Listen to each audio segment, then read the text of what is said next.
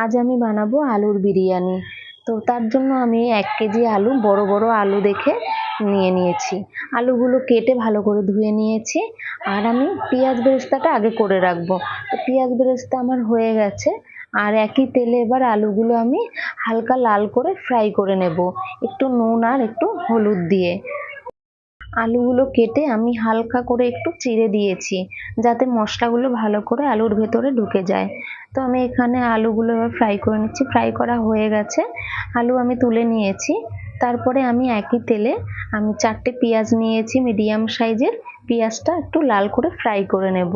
তারপরে আমি দিয়ে দেবো এখানে বাকি মশলাগুলো। দিয়েছি 1 চামচ ধনে গুঁড়ো, 1 চামচ হলুদ গুঁড়ো, 1 চামচ কাশ্মীরি লঙ্কার গুঁড়ো আর 2 চামচ আদা রসুন বাটা দিয়ে ভালো করে কষিয়ে নিয়েছি যতক্ষণ না তেল ছেড়ে দেয়। তারপরে আমি এখানে পরিমাণ মতো জল দিয়ে দিলাম। তারপরে ভেজে রাখা আলুগুলো আমি দিয়ে দিলাম। আলুগুলো আমি অর্ধেক করে কেটে একটু মাঝখান থেকে হালকা চিড়ে দিয়েছিলাম, যাতে মশলাগুলো আলুর ভেতরে ঢুকে যায়।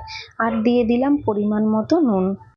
আলুগুলো আমি ঢেকে অন্তত 15 মিনিট রেখে দেব, যতক্ষণে না 70% সিদ্ধ হয়ে যায়।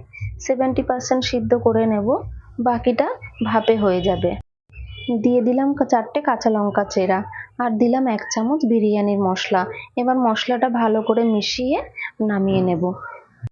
আলুগুলো আমি আগে তুলে নিয়েছি, আর গ্রেভিটা আমার বেশি মনে হচ্ছে তাই একটু ফুটিয়ে তারপরে নামিয়ে নিয়েছি।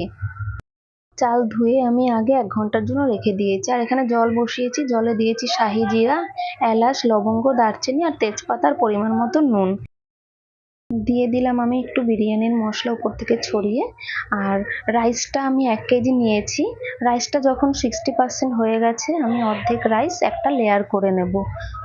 3 চামচ কেওড়া জল, 3 চামচ গোলাপ জল, একটু ফুড কালার দিয়ে আমি দুধটা গুলে রেখেছিলাম সেটা দিয়ে দিলাম। আর দিলাম 1 চামচ ঘি, আর দিলাম পেঁয়াজ বেরেস্তা, আর দিয়ে দেবো উপর থেকে বিরিয়ানির মশলা।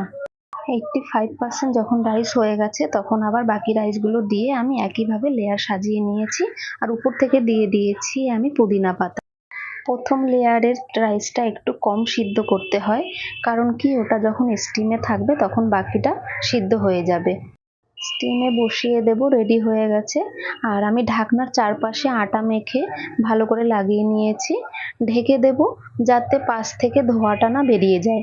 আর উপর থেকে একটু ভারী কিছু চাপা দিয়ে দিলাম। প্রথমে আমি 10 মিনিট জোরে আঁচে করে রেখে দেব, তারপরে একেবারে লো আছে 25 মিনিট আমি রেখে দেব। হয়ে গেছে আমার স্টিম। তারপরে আমি নামিয়ে নিলাম। স্টিম হয়ে যাওয়ার পরে আমি অন্তত 15 থেকে 20 মিনিট পরে ঢাকনাটা তুলেছি। খুব সুন্দর গন্ধ বেরিয়েছে, আর রাইসগুলো উপর থেকে একদম দাঁড়িয়ে রয়েছে। খুব সুন্দর স্টিম হয়েছে। আমার একটা ভুল হয়ে গেছে, আপনাদের কাছে বলা হয়নি। আমি একটু উপর থেকে মিঠা আতরও দিয়ে দিয়েছিলাম। এই আলুর বিরিয়ানি শুধু খেতেও ভালো লাগে, কিন্তু আমি একটা চিকেনের রেসিপি করেছি যেটা দেখানো হয়নি, পরের ভিডিওতে আবার দেখিয়ে দেবো। রাইস আমি যখন বানিয়েছি তখন রাইসে আমি তেল বা লেবু দিইনি, তাও খুব সুন্দর রাইসগুলো ঝরঝরে হয়েছে। এভাবে একবার বানিয়ে দেখুন বাড়িতে, ভালো লাগবে। ভালো লাগলে একটা লাইক করে দেবেন।